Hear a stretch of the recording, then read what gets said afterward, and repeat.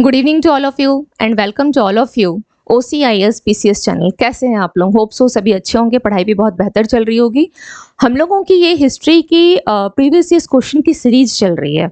Okay तो ये series जो है सभी एग्जामिनेशन के लिए, चाहे वो UPSC हो, स्टेट PCOs हो या CGL हो, किसी भी एग्जाम के लिए, एनी अदर कम्पिटेटिव एग्जामिनेशन के लिए यूजफुल है, क्योंकि क्वेश्चंस हिस्ट्री में क्या है, बदलेंगे नहीं, जो चीज़ें हुई है वो तो वही रहेंगी।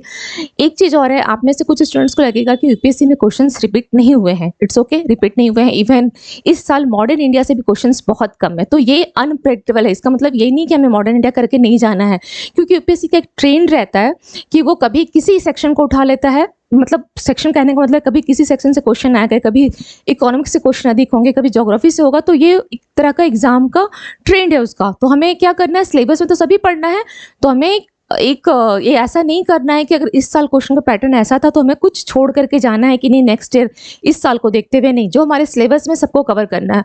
और उसी सिलेबस को कंप्लीट करने के लिए एक स्ट्रेटजी ये भी है कि आप प्रीवियस ईयर्स के क्वेश्चन को जरूर करके जाएं। ओके, और इसके लिए ही मैं एक सीरीज जो लेकर के चल रही हूँ, इसमें आपकी सभी, मेरी पूरी कोशिश यही है कि जितने भी एग्जाम्स में क्वेश्चन अब तक आए हुए सभी क्वेश्चंस यहाँ दिए गए हैं, तो मैं क्वेश्चन के ऊपर थोड़ी सी हम लोग विस्तृत चर्चा करते हुए आगे बढ़ेंगे।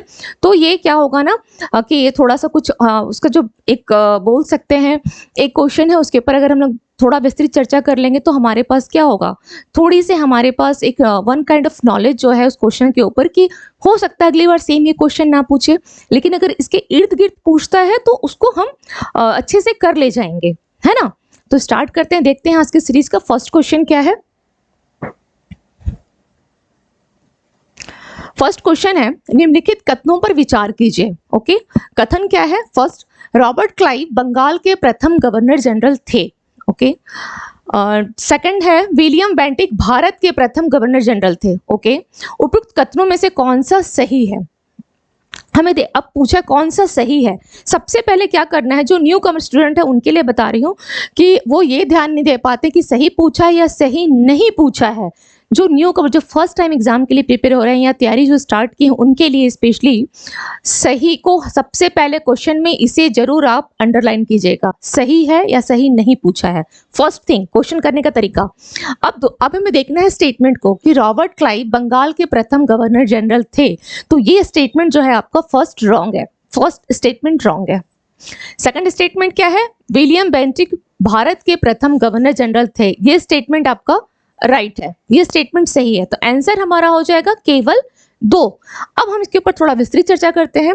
रॉबर्ट क्लाइव, यहाँ पे आप देखिएगा, ध्यान दीजिए कि रॉबर्ट क्लाइव जो है 1773 में रेगुलेटिंग एक्ट टाइप बनी थी। 1773 में रेगुलेटिंग एक्ट बन के आई थी, लेकिन उससे पहले यानी 1773 से पहले अगर बोला जाए रॉबर्ट क्लाइव के बारे में, तो रॉबर्ट क्लाइव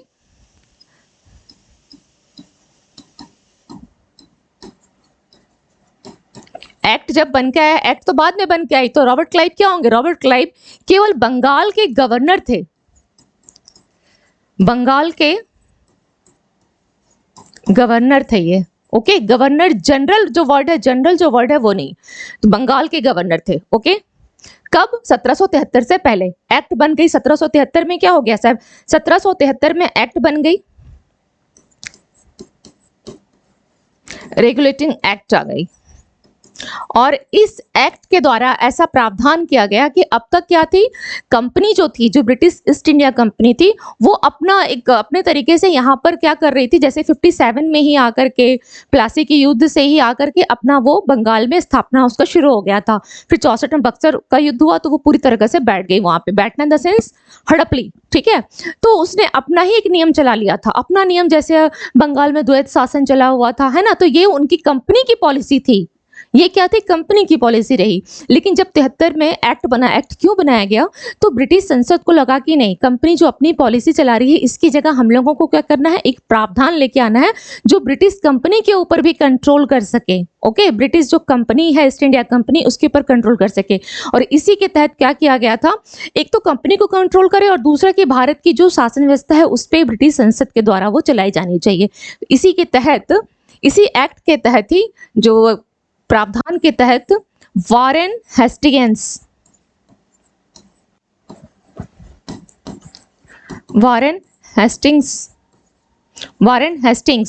ठीक है, इनको प्रथम, बंगाल का प्रथम गवर्नर जनरल बनाया गया, बंगाल का प्रथम governor general okay, governor general बनाया गया वारेन हेस्टिंग्स को। अब यहाँ पर एक चीज ये देखना है, 73 में एक्ट बनी है, दैट मीन्स वारेन हेस्टिंग्स का टाइम पीरियड क्या है? टाइम पीरियड हमेशा ध्यान रखिएगा, बहुत सारे क्वेश्चंस आपके सॉल्व हो जाएंगे इससे। 73 से लेकर 85 ईस्वी तक, कहीं कहीं आपको बुक में 74 से लेकर के 85 मिलेगा, 73 85, तो ये सही है, ठीक है। अब यहाँ पे रॉबर्ट क्लाइव का भी थोड़ा सा टाइम पीरियड ध्यान रखिएगा, तो इससे आप लोगों को ये समझ में आएगा कि जब एक्ट ही बनी है 73 में और उसके बाद ही गवर्नर जनरल का प्रावधान आया है, दैट मीन्स तो हमें उसके लिए क्या याद रखना होगा? रॉबर्ट क्लाइव का टाइम पीरियड ध्यान रखना होगा। इसका टाइम पीरियड है 1757 से 60 एंड 2 टाइम पीरियड है, और दूसरा टाइम पीरियड है 1765 से लेकर 65 से लेकर 67, ठीक है, 2 साल का, दूसरा प्रावधान 2 साल का था।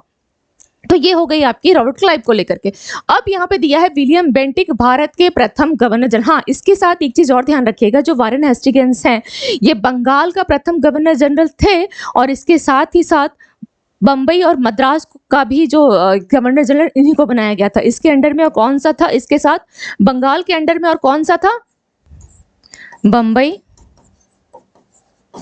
And Madras, okay. इन दोनों का भी क्या किया? इसके बंगाल के अंडर में लेकर के, कि इनका गवर्नर जनरल भी कौन रहेंगे? वारेन हेस्टिंग्स रहेंगे। यानी अब तक क्या हुआ, पूरे जितने भी प्लेसेस में इन लोगों ने कब्जा कर रखा था ब्रिटिश ईस्ट इंडिया कंपनी ने, उन सभी का नहीं बनाया है। केवल ध्यान दीजिएगा कि कुछ पार्टिकुलर एरिया है, लाइक बंगाल हो गया, मद्रास हो गया, मुंबई हो गई, ओके। चलिए अब यहाँ पर थोड़ा सा ये ध्यान दीजिएगा, ये तो हो गया आपका। अब यहाँ पर ध्यान थोड़ा सा ये देना है कि विलियम बेंटिक भारत के प्रथम गवर्नर जनरल, ओके, बेंटिक, अब इनके बारे में बोला है। तो भारत के प्रथम गवर्नर जनरल का जो प्रावधान आया, ये कब आया ये आया 1833 ईस्वी में, ओके। एक्ट आई थी, इसमें भी, इस समय भी क्या हुआ था? एक्ट आया था 1833 का, 1833 में भी एक्ट आई थी, और इसी एक्ट के तहत क्या किया, व्यवस्था क्या की गई? जो अब तक पार्टिकुलर किसी एरिया के गवर्नर जनरल होते थे, उन्हें बोला गया कि नहीं, आप पूरे भारत का गवर्नर जनरल हो। यानी जितने भी ब्रिटिश उस समय तक 1833 तक क्या हुआ था कि जो अंग्रेज है उनका जो आप बोल सकते हैं कि भारत में बहुत जगह वो लोग अपना कैप्चर कर रखे थे, भारत में बहुत सारे एरियाज को वो लोग कैप्चर कर रखे थे, ठीक है, 1833 तक। तो बोला कि जितने भी ब्रिटिश भारत वाले एरिया हैं उन सब का, यानी पूरे भारत का गवर्नर जनरल किसको बनाया गया? तो विलियम बेंटिक को बनाया गया। आखिर विलियम बेंटिक को ही क्यों बनाया गया? क्योंकि विलियम बेंटिक का जो टाइम पीरियड है, विलियम बेंटिक का टाइम पीरियड कितना है? 1828 से लेकर 35 ईस्वी तक थे ये, 35 ईस्वी तक इनका टाइम पीरियड था। मैं बार बार बोलती हूँ, टाइम पीरियड को याद रखना बहुत मस्ट है, ठीक है, ये फैक्ट है, और फैक्ट को रटने से ज्यादा जरूरी है कि समझ जाइए। अगर ऐसे कोरिलेट करके पढ़ेंगे कि क्यों ऐसा हुआ, थोड़ा समझने की कोशिश कीजिए। होता क्या है हिस्ट्री में, केवल फैक्ट करने से इंसान भूल जाता है, लेकिन अगर आप अपनी एग्जाम को क्वालिफाई करना चाहते हो तो मेंस कम प्री के साथ तैयारी कीजिए, ओके। मेंस कम प्री के साथ, कि अगर मेंस की तैयारी आप कॉन्सेप्ट बेस्ड में कर रहे हैं, कॉन्सेप्ट के अंदर क्या होता है? फैक्ट्स आ जाता है, आपको दोनों चीजें एक साथ मिल जाएंगी। इस क्वेश्चन को जैसे मैंने अगर बताया तो ठीक है, आप लोग को लगेगा कि मैं क्लास लेती हूँ इसलिए मुझे याद है, नहीं, इसके पीछे रीजन है कि इस चीज को अगर आप समझ जाएंगे कि क्यों ऐसा हुआ। जब एक्ट बन के आई तो उस समय में वारेन हेस्टिंग्स था, फिर 33 में जब एक्ट बनी तो उस समय में कौन था? बेंटिक था। तो बेंटिक को ही भारत का प्रथम गवर्नर जनरल माना जाता है। Got my point? चलिए अब तो इसका आंसर क्या हो जाएगा? केवल 2। नेक्स्ट क्वेश्चन देख लेते हैं। आप लोगों को क्वेश्चन से संबंधित किसी भी प्रकार की कोई डाउट होगी, आप लोग मुझे कमेंट जरूर करेंगे, ओके। एक क्लास में कमेंट आई थी वो खुर्जा वाला युद्ध को लेकर के, तो बाई मिस्टेक कभी ऐसा होता है कि वो ऐसा तो है नहीं कि कंप्यूटराइज्ड मेरे पेन चलते हैं, तो मैनुअली मिस्टेक किसी से भी हो सकती है, ओके। तो अगर इस तरह का कोई मिस्टेक है, आपने सुधारा, इसके लिए बहुत बहुत धन्यवाद। कि मैंने 95 की जगह में 65 बाई मिस्टेक हो गया था, इसके लिए थैंक यू सो मच, ताकि अदर स्टूडेंट्स को भी गलत इन्फॉर्मेशन ना पहुंचे, ओके। चलिए नेक्स्ट क्वेश्चन देख लेते हैं। नेक्स्ट क्वेश्चन क्या है? भारत में ब्रिटिश साम्राज्य का संस्थापक कौन था?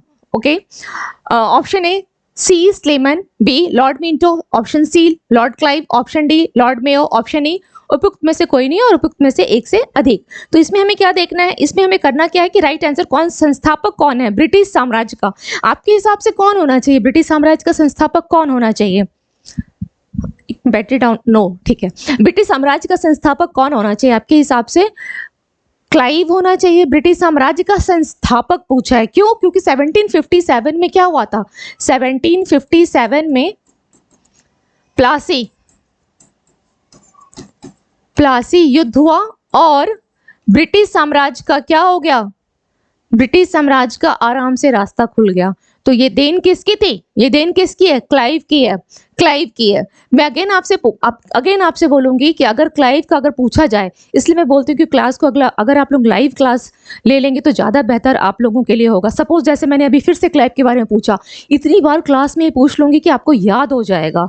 तो इट्स बेटर कि आप लोग थोड़ा मतलब कोशिश कीजिए कि क्लास को लाइव हो लें, ये आप लोगों के लिए बहुत ज़्यादा फायदेमंद रहेगा। ओके चलिए, तो क्लाइव का टाइम पीरियड क्या है, 1757 से 60 and first time period, and second है 65 से लेकर 67 ईस्वी तक। और इसी में क्या आ गया था, इसी समय में क्या आ गया था, इसी समय में आ गया था द्वैत शासन भी, इसी समय में द्वैत शासन आया था। खैर चलिए, ये हो गया। नेक्स्ट क्वेश्चन देखते हैं, अंग्रेजों के विरुद्ध बनारस विद्रोह का नेतृत्व किसने किया था, अंग्रेजों के विरुद्ध बनारस विद्रोह किसने किया है नेतृत्व, ए सुजाउद्दौला, बी आशरफुद्दौला, सी राजा चैत सिंह, डी राजा महीप नारायण सिंह। तो चलिए यहाँ पर हम लोग देख लेते हैं कि इसका आंसर क्या होगा। बनारस विद्रोह कब की घटना है, 1781 ईस्वी की। पहले तो ये ध्यान रखें, इस क्वेश्चन को ना जरूर ध्यान रखिएगा। इस तरह के क्वेश्चंस ना कोई भी स्टेट भी पूछ सकता है और यूपीएससी भी, क्योंकि ऐसे क्वेश्चन क्या होता है ना, जो बच्चे थोड़ा सा कम ध्यान देते हैं, उन लोग ज़्यादा किसको देख लेंगे, जो फेमस, जो चर्चित है, बार बार जो न्यूज़ में रहता है, न्यूज़ ऐसे जो बार बार इतिहास में पूछा गया है, लेकिन जो नहीं पूछा गया एक आधा क्वेश्चन आपको ऐसा मिलेगा, तो ध्यान रखिएगा। 1781 ईस्वी में हुआ था। अब इसका नेतृत्व पूछा है राजा चैत सिंह ने किया था, राजा चैत सिंह ने, ठीक है। अगर मैं आपसे पूछूं कि नेतृत्व तो किया था, यानी अंग्रेजों की तरफ से किसी ने तो लड़ाई किया होगा, क्योंकि विद्रोह हुआ है ना, ये विद्रोह है, युद्ध है, तो अंग्रेजों की तरफ से कौन हो सकता है 1781 ईस्वी में, 1781 ईस्वी में कौन हो सकता है, वारेन हेस्टिंग्स। कौन हो सकता है इस समय में, अंग्रेज की तरफ से कौन होगा, वारेन हेस्टिंग्स।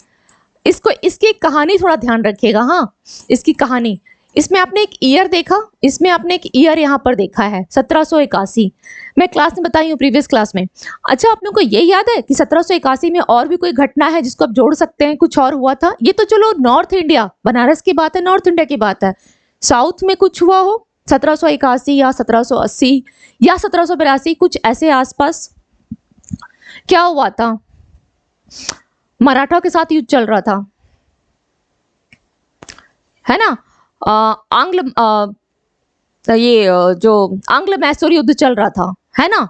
इस समय में क्या हुआ एक्चुअली, एक घटना, इस कहानी को से याद रखिएगा कि जब नॉर्थ में, ये जो नॉर्थ में बनारस विद्रोह हुआ, क्यों हुआ, तो वो साउथ से जुड़ा मुद्दा था।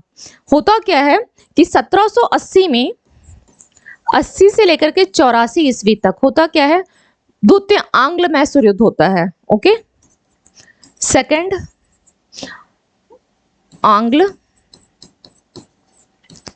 मैसूर युद्ध होता है, ठीक है।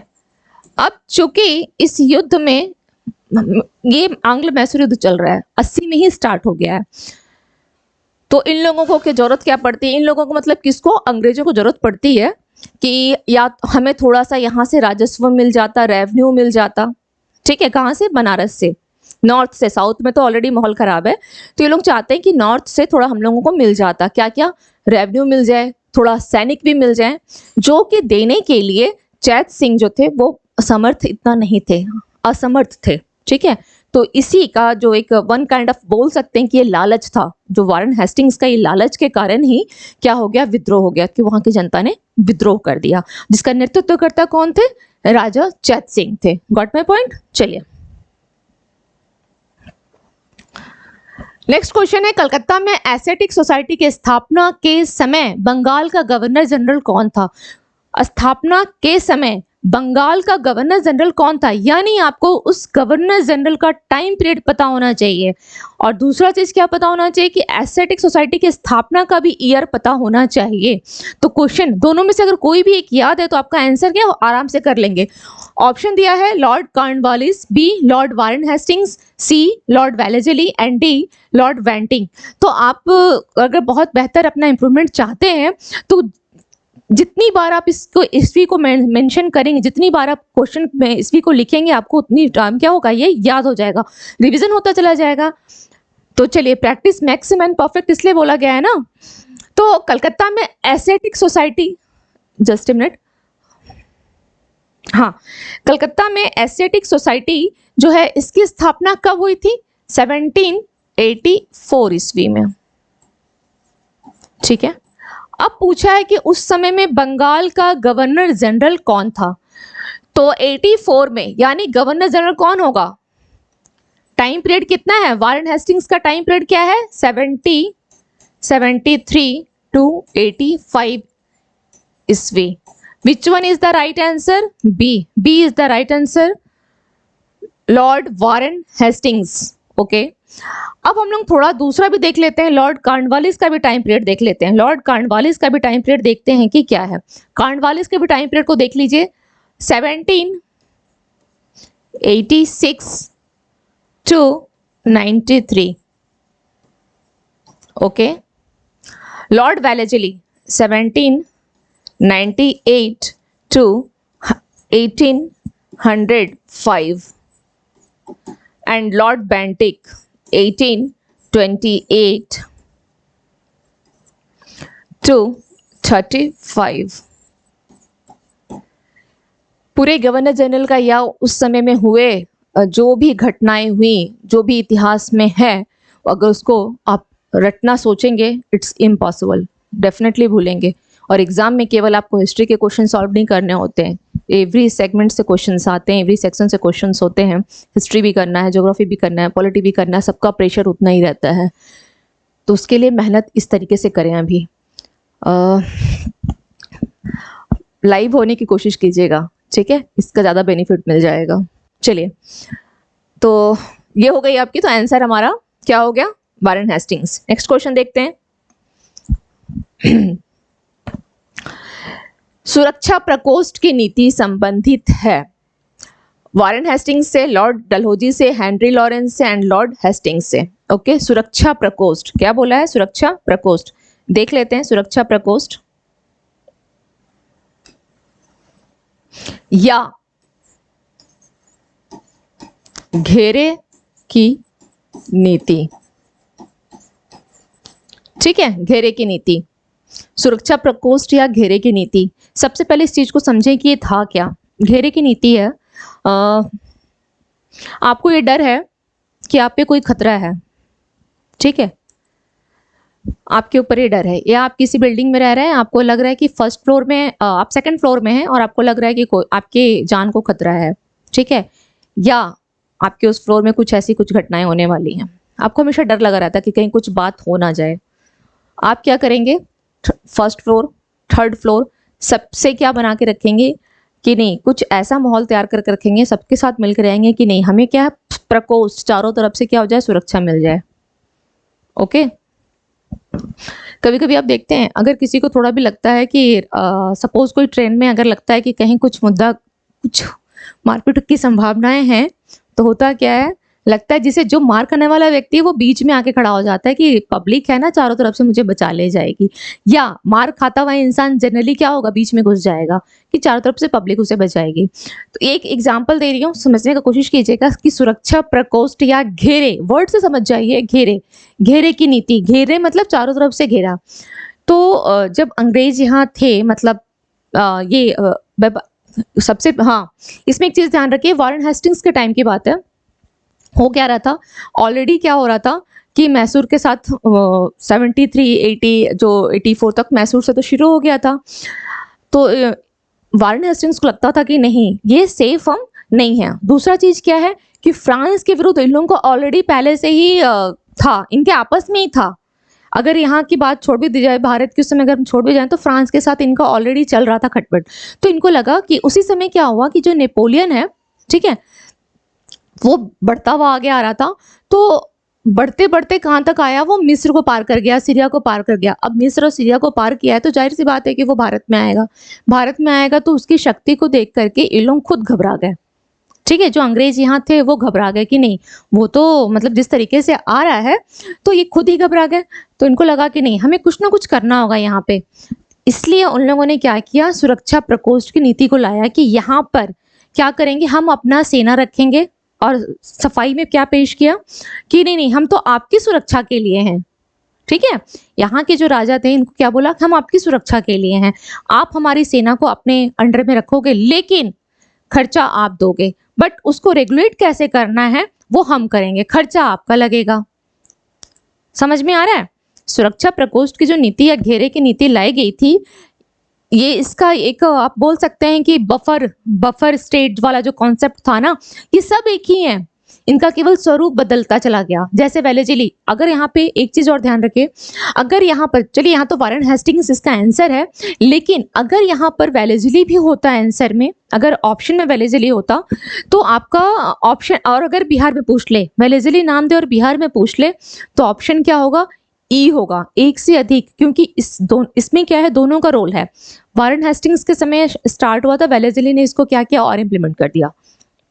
ओके, बफर स्टेट या सहायक संधि, तो इसका एक क्या था कि हम बीच में हम सेफ रह जाएं और जो पड़ोसी जितने भी हमारे राज्य हैं वो क्या करें, हमको घेर लें। तो जो कोई भी लड़ने के लिए अगर हमसे आएगा तो पहले तो उससे लड़ेगा ना जो राज्य है, उस राजा से उसकी हो गई, हम तो इधर सेफ हैं, हमारी सेना को वो लोग खर्चा उठा ही रहे हैं, हमें कुछ नहीं करना है।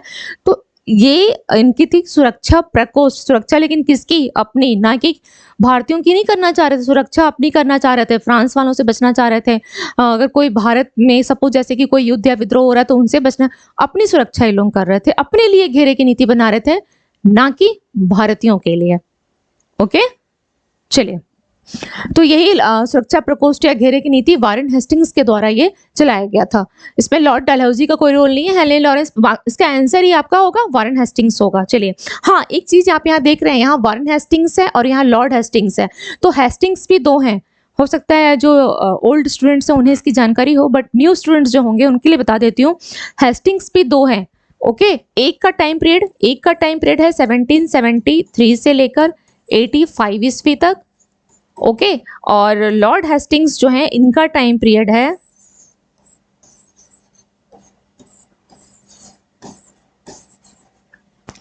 या 18 को हटा दें, थोड़ा वो ज्यादा बड़ा लगता है ना, ऐसे याद रखना थोड़ा आसान होता है, और अगर 18 जुड़ जाए तो लगता है कितना बड़ा है। ठीक है, 1813 से लेकर के 23 ईस्वी तक, और ये 85 ईस्वी तक। क्लियर? तो ये दोनों का टाइम पीरियड याद रखिएगा, दोनों का टाइम पीरियड, डलहौजी और लॉरेंस को भी लेके नहीं चल रही हो। ओके, नेक्स्ट क्वेश्चन देखते हैं। निम्नलिखित में से किसने बंगाल में द्वैत शासन प्रणाली यानी डुअल गवर्नमेंट को समाप्त किया? क्वेश्चन क्या पूछा है, समाप्त किया। इसी क्वेश्चन को पूछ सकता है कि किसने इसको शुरू किया था। शुरू अगर रहे क्वेश्चन में, अगर स्टार्ट आरंभ पूछता तो किसका नाम होता, ये तो समाप्त पूछा है, अगर आरंभ पूछता तो कौन होता, इसका आरंभ किसने किया था, क्लाइव ने किया था। कब किया था, 1765 में, जब वो दोबारा गवर्नर बन के आया था, तब गवर्नर बन के आया था, गवर्नर जनरल नहीं, क्योंकि एक्ट 1773 में आई है। अब यहाँ पर चलो, ये तो ये हो गया, समाप्त पूछा है। ऑप्शन है Robert Clive, okay, B Lord Cornwallis, C Warren Hastings, and D उपयुक्त में से कोई नहीं। तो इसका राइट आंसर क्या हो जाएगा, इसका राइट आंसर हो जाएगा वारेन हेस्टिंग्स। वारेन हेस्टिंग्स हो जाएगा इसका राइट आंसर, इसने समाप्त कर दिया था। ओके, वारेन हेस्टिंग्स ने। एक्चुअली अब ये समझ लें कि द्वैत शासन क्या है, ये है क्या, द्वैत शासन यानी दोहरी शासन भी कहीं कहीं आपको मिलेगा। ओके, एक होती थी दीवानी, एक होती थी निजामत।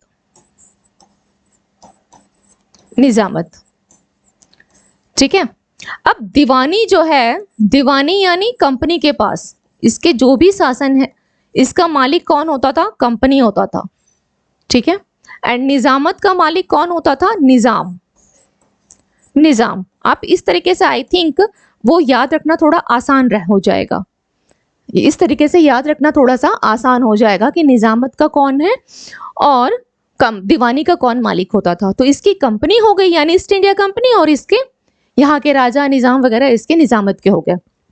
होता क्या था इसमें, क्या है, पैसा वाला जो चीज है यानी राजस्व, रेवेन्यू, वो कौन लेगा, राजस्व कौन लेगा, रेवेन्यू, वो जाएगा कंपनी के पास। और यहाँ का प्रशासन की जिम्मेदारी किसके पास रहेगी, प्रशासन चलाने की।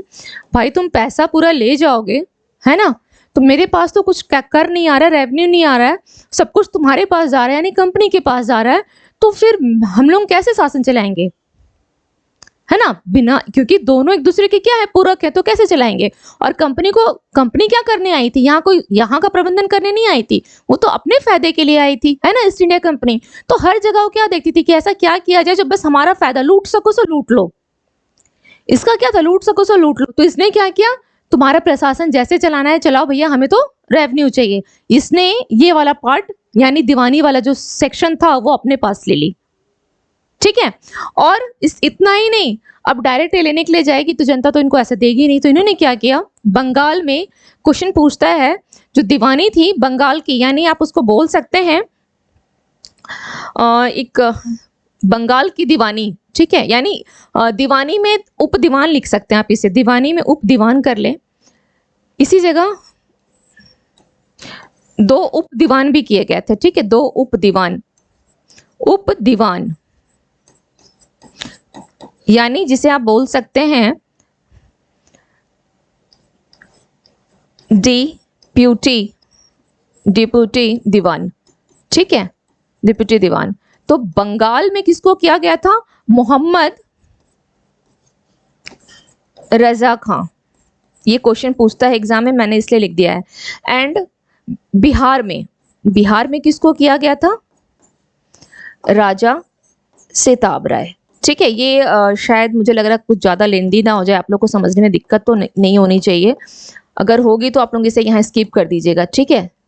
राजा सिताब राय, अगर आप लोगों को लगे कि यहाँ थोड़ा लेंदी हो रहा है तो इस वाले पोर्शन को यहाँ स्किप कर दीजिएगा, बाकी इसे जरूर समझ लीजिएगा, ठीक है। तो वारेन हेस्टिंग्स ने क्या किया, इसको समाप्त कर दिया।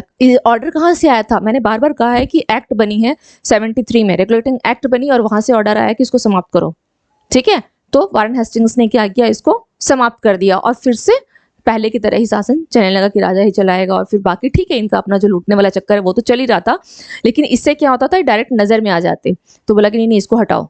ओके, चलिए नेक्स्ट क्वेश्चन देख लेते हैं। किस गवर्नर जनरल पर महाभियोग का मुकदमा चलाया गया था? Option A Warren Hastings, option B Lord Clive, option C Lord Cornwallis and option D Lord Wellesley. तो महाभियोग जो है, महाभियोग किस पे चलाया गया था? तो ये चलाया गया था वारेन हेस्टिंग्स के ऊपर। एक्चुअली इसकी अन्यायपूर्ण तरीके के कारण, है ना। आप सपोज ऐसा ही सोच लीजिए ना कि इसने क्या किया, लालच किया, बनारस का विद्रोह हो गया, अन्यायपूर्ण तरीके के कारण इसके समय में ही आंग्ल मैसूर वार हो गया, तो इन सब के कारण इनको क्या किया, बोला कि महाभियोग चलाया गया। लेकिन इसको भी ब्रिटिश संसद ने क्या कहा कि नहीं, ये इसने अपने लिए थोड़ी किया है, ये तो हम लोगों के लिए किया है। इसको भी इन लोगों ने क्या किया, जायज ठहरा दिया। किस प्रकार से जायज ठहराया, जैसे जनरल डायर ने गोली चलाया था तो उसको जायज ठहरा दिया था। जो रिपोर्ट बन के आया, इसको कहाँ सजा हुई, सजा तो नहीं मिली। उसी प्रकार से इनको भी यहाँ पे बोला कि नहीं, इसने अपने लिए नहीं किया है, इसने हम लोगों के लिए किया है, तो ये भी सही है। तो किसके ऊपर चलाया गया था महाभियोग? वारेन हेस्टिंग्स के ऊपर चलाया गया था। नेक्स्ट क्वेश्चन देखते हैं। नेक्स्ट क्वेश्चन, भारत में न्यायिक संगठन की स्थापना किसने की? न्यायिक संगठन की स्थापना, okay. Option A Lord Mayo, option B Lord Cornwallis, option C Lord Attlee and option D Lord Curzon, okay, Lord Curzon. Actually इसने क्या किया, इसका राइट आंसर क्या, न्यायिक संगठन पूछा है, न्यायिक संगठन की स्थापना, इसका आंसर हो जाएगा लॉर्ड कॉर्नवालिस ने, ओके। इसने क्या किया था, दीवानी और फौजदारी,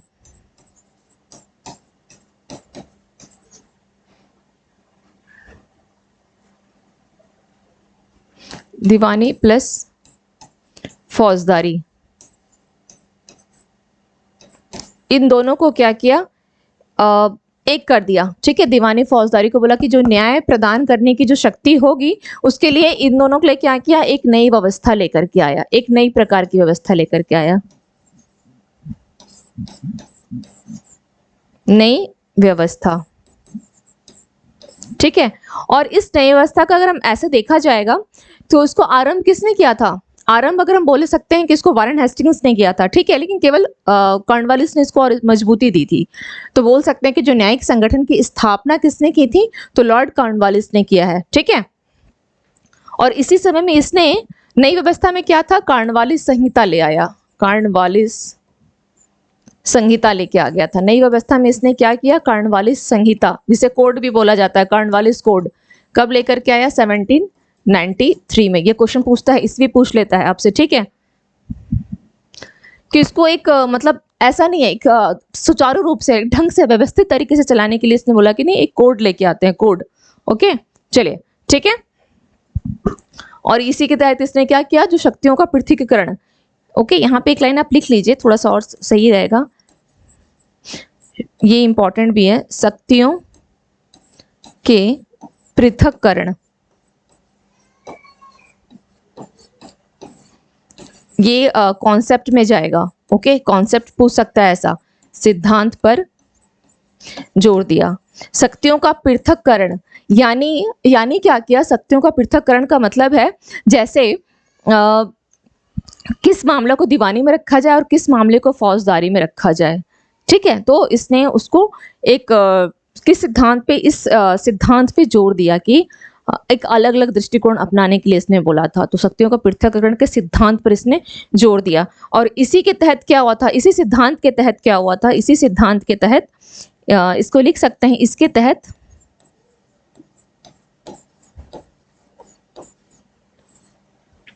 कर एवं जो न्याय का प्रशासन है,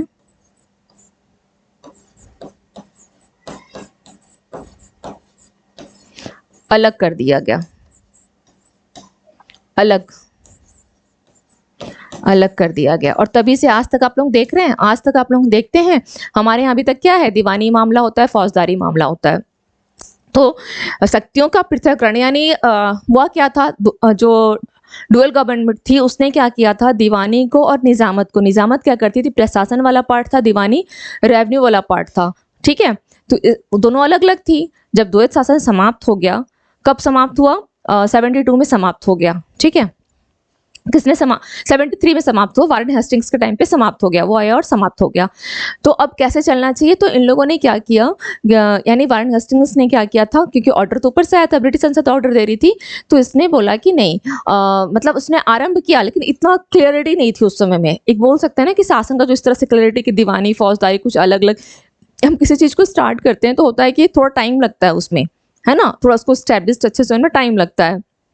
तो इसने स्टार्ट जरूर किया, लेकिन उसको अगर बोला जाए कि बहुत सुदृढ़ जिसे हम बोल सकते हैं, मजबूती जिसे बोल सकते हैं, वो किसने प्रदान किया? तो कॉर्नवालिस ने किया। बजाबता शक्ति का पृथक्करण कर दिया कि नहीं, ये जो कर वाला पार्ट है या न्याय वाला पार्ट है वो यहीं पे रहेगा, एक कोड के तहत आएगा, ना कि ईस्ट इंडिया कंपनी जो चला रही थी उसके तहत नहीं आएगा, ठीक है। तो ये इस तरीके से थोड़ा सा समझ के कीजिए, ये कॉन्सेप्चुअल को समझ जाइएगा, क्योंकि हो सकता है कि ये पूछ दे कि शक्ति का पृथक्करण का सिद्धांत जो था उसमें निम्नलिखित में से किसने जोड़ दिया था, ठीक है। चलिए नेक्स्ट क्वेश्चन देखते हैं। निम्नलिखित में से किस गवर्नर जनरल ने भारत की प्रसंविधावध सिविल सेवा यानी कोवेंटेड सिविल सर्विस ऑफ इंडिया का सृजन किया, जो कालांतर में भारतीय सिविल सेवा के नाम से जानी गई? और ये जानना तो आप लोगों को बहुत जरूरी है ना। सिविल सेवा को किसने दिया था? आई थिंक सभी को पता भी होगा, ये किसका देन है? वारेन हेस्टिंग्स, बेलेजली, Cornwallis and D William Bentinck. तो किसका है? ये कॉर्नवालिस की है, कॉर्नवालिस की सिविल सेना, है ना, भारतीय सिविल सेवा कॉर्नवालिस। चलिए नेक्स्ट क्वेश्चन देख लेते हैं। 18वीं शताब्दी के उत्तरार्ध में, 18वीं शताब्दी का उत्तरार्ध यानी क्या हो गया? आफ्टर 1750 के बाद। ओके, कंपनी बहादुर की शानो शौकत का स्थानीय प्रतिनिधि कहा जाता था 1750 के बाद। तो किसे बोला गया है कंपनी बहादुर की शानो शौकत का स्थानीय प्रतिनिधि? कोतवाल को, दरोगा को, अमला को और जमींदार को। एक्चुअली ये जमींदार क्या करते थे, जब दरोगा नहीं था तो दरोगा वाला जो काम है वो जमींदार कर रहे थे, ठीक है। ये जो दरोगा वाला काम है इसका आंसर क्या हो जाएगा? बी हो जाएगा। और ये देन भी शान शौकत जो है किसके समय में हुआ था? लॉर्ड कॉर्नवालिस, इसी के समय की है। इसने क्या किया? एक्चुअली जमींदार वाला काम कौन कर रहा था? जमींदार वाला काम दरोगा कर रहे थे, ठीक है। तो इसने क्या किया, करीब करीब लॉर्ड कॉर्नवालिस ने करीब 20, इसको सब बस समझने के लिए कर रही हूँ, 20-30 ऐसे वर्ग मील बोल सकते हैं या स्क्वायर मील की दूरी पर क्या किया, एक एक पुलिस व्यवस्था की स्थापना कर दी, ठीक है।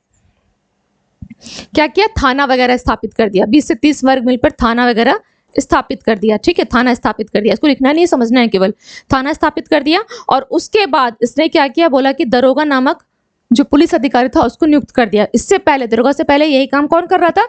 जमींदार कर रहे थे, ठीक है। तो अब क्या होगा, जो पर्यवेक्षण करेगा, निरीक्षण करेगा, कौन करेगा? दरोगा करेगा, बस इतना ही है। इसलिए बोला गया कि कंपनी बहादुर की शानो शौकत का स्थानीय प्रतिनिधि कंपनी बहादुर की दरोगा होता था। ओके, चलिए नेक्स्ट क्वेश्चन देख लेते हैं। लॉर्ड कॉर्नवालिस का कब्र, सॉरी ये कब्र है, कब्र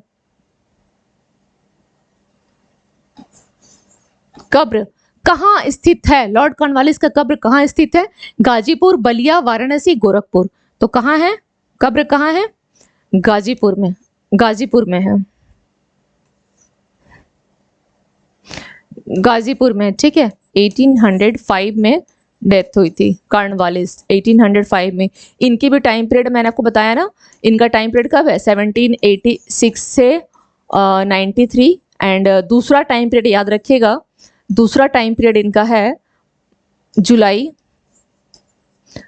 1805, ओके, टू अक्टूबर 1805, ठीक है। 2-3 महीनों के लिए था दूसरा कार्यकाल। तो 1805 में डेथ हो गई, गाजीपुर में इनका कब्र है। चलिए नेक्स्ट देख लेते हैं।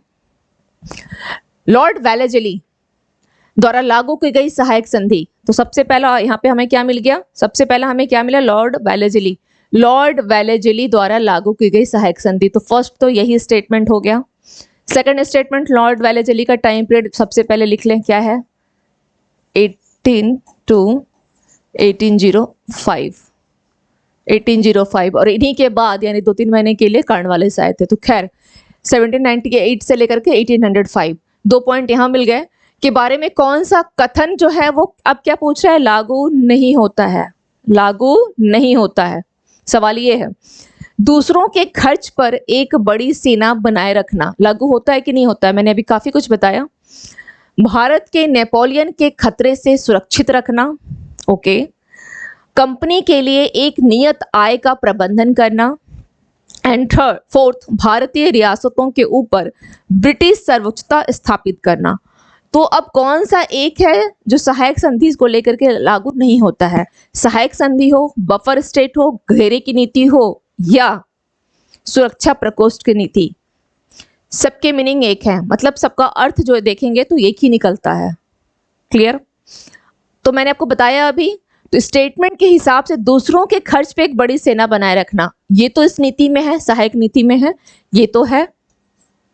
दूसरा है भारत को नेपोलियन के खतरे से सुरक्षित रखना, ये भी है ना। उन लोगों को डर था कि फ्रांस से वो यहां तक पहुंच गया है, मिस्र और सीरिया तक, तो इधर भी आ जाएगा। फोर्थ वाला देख लेते हैं, थर्ड को भी रहने देते, फोर्थ देख लेते हैं। भारतीय रियासतों के ऊपर ब्रिटिश सर्वोच्चता स्थापित करना, मतलब क्या है? अपनी सुपरमेसी दिखाना, है ना। नहीं कहते हैं कि बार बार बोलने से झूठ भी सच हो जाता है, अगर बार बार झूठ बोल रहे हो तो वो झूठ भी सच हो जाता है। तो ये क्या थे? इतना ज्यादा अपने आप को शो ऑफ करना, ये सब दिखाना कि इन लोगों को, इंडियंस को लगता था कि वो बहुत ज्यादा क्या है, पावरफुल है, उनसे कोई हार नहीं सकता, ये वो ए लॉट्स ऑफ थिंग्स। तो ये हो गया। तो यानी ये तीनों चीज तो यहाँ पे सही है। क्वेश्चन बोला है कि कौन सा स्टेटमेंट लागू नहीं होगा, तो कंपनी के लिए एक नियत आय का प्रबंधन करना, ये लागू अभी नहीं होता है, अभी नहीं होता है अभी। ओके, चलिए नेक्स्ट देख लेते हैं। लॉर्ड वेलेजली की सहायक संधि, फिर से आ गया, लॉर्ड वेलेजली की सहायक संधि। एक चीज हमेशा ध्यान रखिएगा, लॉर्ड वेलेजली बोले या उर्फ सहायक संधि, ठीक है। वेलेजली का मतलब ही है सहायक संधि, और सहायक संधि का मतलब ही है वेलेजली। तो पहला मराठा सरदार पूछा है क्वेश्चन में, मराठा सरदार पूछा है, ठीक है। कौन होगा? पेशवा बाजीराव द्वितीय, रघुजी भोसले, दौलतराव सिंधिया, उपयुक्त में से कोई नहीं। तो राइट आंसर क्या हो जाएगा? पेशवा बाजीराव द्वितीय। नेक्स्ट क्वेश्चन देखते हैं। निम्न में से सहायक संधि स्वीकार नहीं की थी। सहायक संधि स्वीकार नहीं की थी तो किसने नहीं किया था? हैदराबाद के निजाम ने, इंदौर के होलकर राज्य ने, जोधपुर के राजपूत राज्य ने और मैसूर के शासक ने। यहाँ पे एक चीज ध्यान दीजिएगा कि इस क्वेश्चन का जो मतलब नहीं की थी, तो ऐसा नहीं है। इस क्वेश्चन में चारों लोगों ने, ठीक है, ये क्वेश्चन थोड़ा सा नीचे एक ऑप्शन ई भी आना चाहिए था जो नहीं है, तो ध्यान दीजिएगा कि यहाँ पर चारों लोगों ने क्या किया था? स्वीकार किया था। हैदराबाद के निजाम ने कब किया था? 1798 1800 ईस्वी, ठीक है। सबसे पहले इन्होंने ही किया है। सबसे पहले किसने किया है?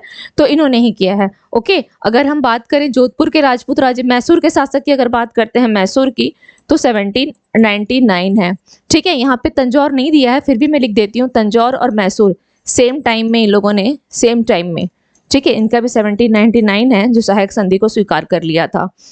और कौन सा है? इंदौर है ना।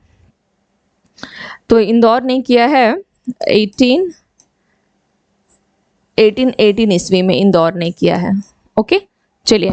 और हाँ, बस इतना ही, ये चार को याद रख लीजिएगा, हैदराबाद का, जोधपुर का, सॉरी इंदौर एंड मैसूर। चलिए नेक्स्ट देख लेते हैं। सहायक संधि व्यवस्था को स्वीकार करने वाले प्रथम भारतीय देसी शासक। क्वेश्चन में कितना तरीके से पूछा इस क्वेश्चन को? पहले पूछा मराठा सरदार कौन था, फिर पूछा कि राज्य के बारे रियासत पूछ लिया, अब पूछ रहा है शासक कौन था। ओके, तो ऐसा भारतीय देसी शासक कौन थे? ऑप्शन ए ग्वालियर के सिंधिया, ऑप्शन बी हैदराबाद के निजाम, एंड ऑप्शन सी क्या है? पंजाब के दिलीप सिंह, ऑप्शन डी बड़ौदा के Gaekwad, and option E Nagpur के भोसले। तो मैंने अभी अभी आपको बताया कि जब रियासत हैदराबाद होगा तो जाहिर सी बात है कि निजाम ही होगा। तो हैदराबाद के निजाम ने कब किया था? 1798 एंड 1800, ये दो आएगा इसमें, ठीक है। उसके बाद क्या है? ग्वालियर के सिंधिया, सिंधिया ने किया है 1804 ईस्वी में, एंड गायकवाड़ ने दिया है ना, पेशवा है नागपुर के, भोसले, भोसले ने किया है 1803 में। ओके, 1803 में भोसले ने किया है। चलिए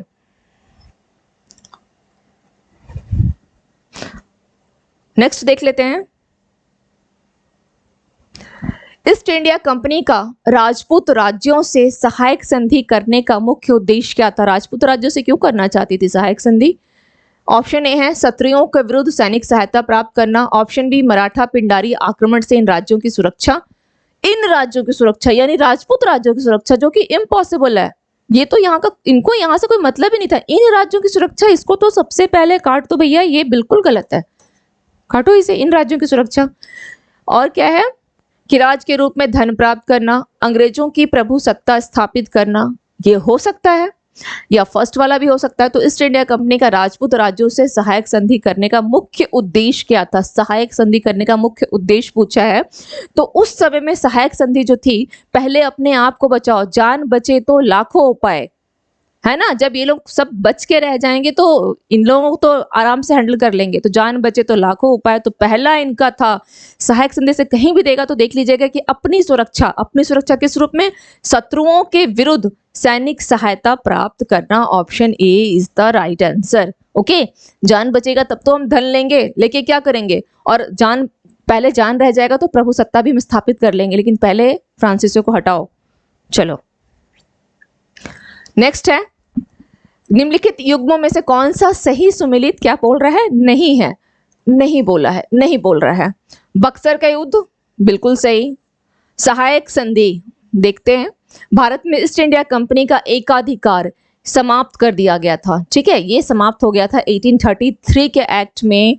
जो ब्रिटिश ईस्ट इंडिया कंपनी थी उसका एकाधिकार को समाप्त कर दिया गया था कि ऐसा नहीं कि केवल आपका ही अधिकार होगा यहाँ पर व्यापार करने में। ओके, तो ये समाप्त हो गया था। एंड फोर्थ है, ब्रिटिश नागरिकों एवं कंपनियों के लिए, ब्रिटिश नागरिकों एवं कंपनियों के लिए भारत में व्यापार का खोला जाना। ये ना 63 नहीं है, ये 80, ये इस तरह से है। ओके, ये 1 है, 1813। ओके, 1813 है, ये 1813 है। चलिए, तो ब्रिटिश नागरिकों एवं कंपनियों के लिए भारत में व्यापार का खोला जाना। चलिए अब यहाँ देख लेते हैं, तो सभी सही है, ये भी सही है। 1813 में खोल दिया था व्यापार। अब सहायक संधि जो है ये 1813 में नहीं होकर के कब हुई है? सहायक संधि कब हुई है? ये तो राइट आंसर क्या हो जाएगा? कौन सा सुमिलित नहीं है पूछा है, तो बी हो जाएगा, ये सुमिलित नहीं है। नेक्स्ट देखते हैं, नेक्स्ट क्वेश्चन।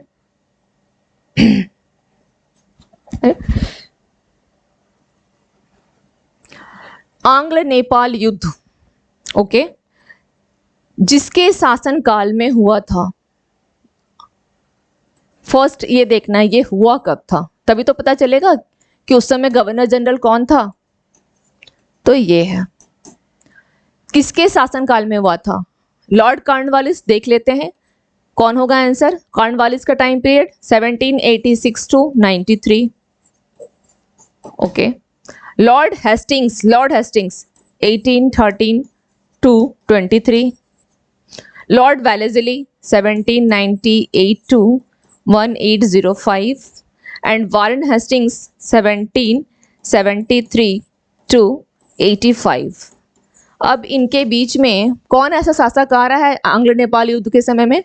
तो इसका राइट आंसर क्या हो जाएगा? लॉर्ड हेस्टिंग्स के समय में, क्योंकि 1813 से लेकर के 23 ईस्वी तक कौन था गवर्नर जनरल? लॉर्ड हेस्टिंग्स था। ठीक है।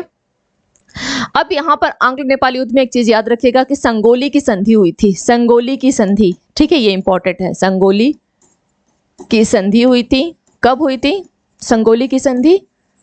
1815 ईस्वी में। 1815 में, बीच में ही 14 में ये हुआ। 15 में एक्चुअली क्या हुआ था ना, लेखबद्ध हो गया था, ठीक है, लेकिन ये लागू किया गया था 16 में, करीब शायद दिसंबर 1815 में ये क्या हो गया था, लेखबद्ध यानी लिख दिया गया था।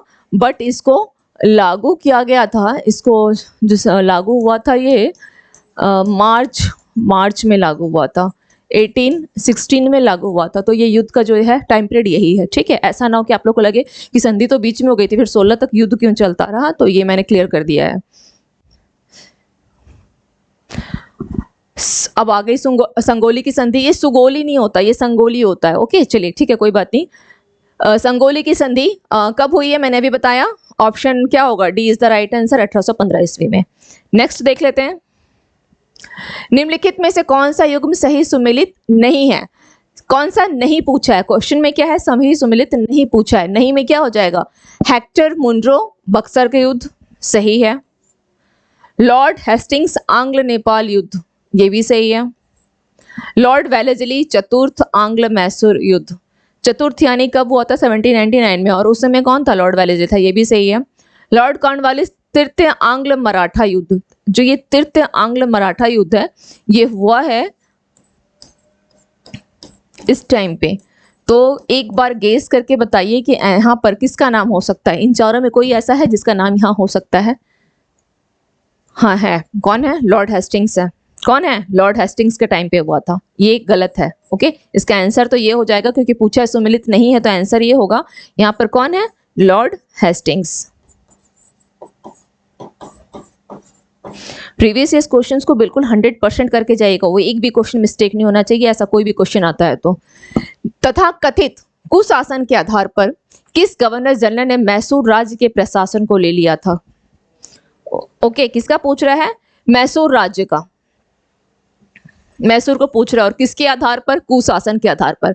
तो कुशासन के आधार पे अवध का नाम भी आता है ना, अवध भी आता है। तो खैर अभी अवध तो इसलिए नहीं आएगा क्योंकि यहाँ पर आप गवर्नर जनरल को देखिए, एक भी ऑप्शन में नहीं है। उस समय डलहौजी था, डलहौजी है ही नहीं, और पूछा भी है मैसूर के बारे में, अवध के बारे में पूछा भी नहीं है। तो लॉर्ड वेलेस्ली ने, लॉर्ड हेस्टिंग्स ने, लॉर्ड विलियम बेंटिक ने एंड लॉर्ड हार्डिंग ने। तो यहाँ पर ध्यान रखिएगा कि इसका आंसर हो जाएगा लॉर्ड विलियम बेंटिक ने, लॉर्ड विलियम बेंटिक ने। ठीक है, 1831 ईस्वी में इसने क्या किया था? मैसूर 1831 ईस्वी में, एंड 1834 ईस्वी में कुर्ग, ओके, कुर्ग और कछार, इन दोनों को अपने अधीन कर लिया था। कुर्ग और कछार, कछार है ये, कुर्ग एवं कछार, इन दोनों को अधीन कर लिया था। ठीक है, बस इतना ही, ज्यादा नहीं बताऊंगी, कंफ्यूजन हो जाएगा। बाकी आप लोगों का क्या है, जितनी बार भी क्वेश्चंस को करेंगे उतनी टाइम्स गवर्नर जनरल का टाइम पीरियड लिखते चलिए, डेफिनेटली आप लोग नहीं भूलेंगे। ठीक है, मेहनत से ना ये मत सोचिए कि बहुत मेहनत कर रहे हैं, ऐसा कोई भी ऐसा इंसान आपको नहीं मिलेगा जो मेहनत नहीं कर रहा है। और मेहनत को बर्डन नहीं, मेहनत को एंजॉय कीजिए, तो मेहनत भी अच्छा लगने लगेगा करने के लिए। फिर चलिए नेक्स्ट क्वेश्चन देख लेते हैं। निम्नलिखित बंगाल के गवर्नर जनरलों में कौन तृतीय, ये वर्ड तृतीय है। ठीक है, देखिए थोड़ी बहुत अगर एरर मिस्टेक है तो उसे आप लोग भी थोड़ा सा क्योंकि मिस्टेक किसी से भी मैन्युअली मिस्टेक हो सकती है। ओके, बस ये है कि समझ में आना चाहिए कि क्या लिखा हुआ है, इतना अगर समझ गए तो काफी है। तृतीय आंग्ल मैसूर युद्ध से संबंध है, निम्नलिखित बंगाल के गवर्नर जनरल से कौन है जो तृतीय आंग्ल मैसूर युद्ध। तो इसके लिए सबसे पहले ये पता हो कि तृतीय आंग्ल मैसूर युद्ध कब हुआ था, ये मैसूर युद्ध हुआ कब था। अब इस समय में ये ध्यान कैसे आएगा, तो ये याद होना चाहिए 90 से 92 पूछा है, तो आंसर क्या हो जाएगा, लॉर्ड कॉर्नवालिस, है ना। इन्हीं का टाइम क्या था, 1786 से लेकर 93 ईस्वी तक, तो आंसर क्या हो गया, लॉर्ड कॉर्नवालिस। चलिए नेक्स्ट क्वेश्चन देखते हैं। ठगों के दमन में निम्नलिखित में से कौन संबंध था, ठगों के दमन में, general Henry Prendergast, captain Sleeman, Alexander Burnes, captain Robert Pemberton. तो इसका आंसर क्या हो जाएगा, कैप्टन स्लीमन, ठगों के दमन से। ठीक है, चलिए नेक्स्ट क्वेश्चन देख लेते हैं। विलियम बेंटिक के द्वारा सती प्रथा किस वर्ष समाप्त की गई, सती प्रथा को पूछ लिया है 1829 ईस्वी। इसमें एक चीज ध्यान रखिएगा, चलिए ये तो 1829 तो ऑलमोस्ट 99 पॉइंट स्टूडेंट्स को याद रहता है, जो याद नहीं रहता है कि नियम पूछ लेता है कभी कभी, नियम किस नियम में, तो नियम याद रखिएगा 17, ये कुछ ऐसा लिखा हुआ मिलेगा, या 17 ऐसा भी लिखा हो सकता है। ओके, इसको ध्यान रखिएगा। नेक्स्ट देख लेते हैं।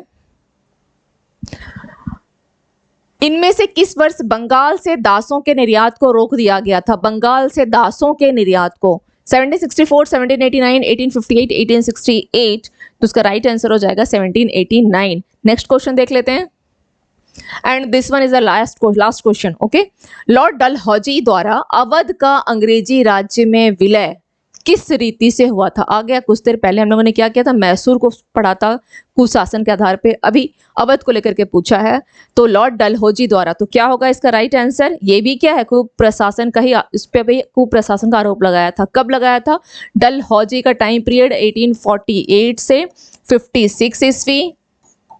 ओके, ध्यान रखिएगा, किसको मिलाया था इसने, अवध को मिलाया था, अवध को मिला लिया था। क्लियर, तो ये हो गए आज के लास्ट क्वेश्चंस। अब हम लोगों को क्या करना है कि अगर इस क्वेश्चन से रिलेवेंट कोई भी कहीं पे आपको डाउट होता है, कमेंट सेक्शन में जरूर कमेंट करें, और कोशिश कीजिए कि क्लास को लाइव लेने के लिए। मेरा तो ये सुझाव है, बाकी मानना नहीं मानना ये आपके ऊपर है। ठीक है, तो उससे क्या होगा, चीजें आपकी और अच्छे से तैयार हो जाएगी। And one more thing, it's a very important, previous years के एक भी क्वेश्चन को गलत मत कीजिएगा। जिस तरीके से आसपास की चीजों को बता के लेके चल रही हो, तो अपने दृष्टिकोण को भी उसी प्रकार से क्वेश्चन पे रखिएगा कि क्वेश्चन और कैसे बन सकता है, और वो गलत नहीं होना चाहिए। ठीक है, जो आने वाले क्वेश्चंस होते हैं वो अनप्रिडिक्टेबल होते हैं, लेकिन जो आ चुके हैं उसमें क्या है, अन की कोई गुंजाइश नहीं है, प्रेडिक्ट करने की कोई गुंजाइश नहीं है, उसमें कंफर्म करने की गुंजाइश होनी चाहिए, गुंजाइश कंफर्म होने की। ओके, तो मिलते हैं फिर next current affairs, sorry current affairs भी लेती हूँ ना, मिलते हैं फिर नेक्स्ट हिस्ट्री की प्रीवियस के जो सेशन होगी प्रीवियस ईयर क्वेश्चन की सीरीज में। तो फिर हाँ, एक चीज़ और है, करंट की बात आएगी तो बता दे रही हूँ आप लोगों की, शाम को एवरीडे इवनिंग जो जैसे मैं मॉर्निंग में आप लोगों को मिल जाती है वीडियो करंट अफेयर्स के हिंदी सेक्शन में मिलती है, तो अब से वो इंग्लिश में भी, यानी मॉर्निंग में हिंदी एंड इवनिंग में इंग्लिश में मिल जाया करेगी। ओके, तो मिलते हैं फिर नेक्स्ट क्लास में। Thank you to all of you and have a nice evening.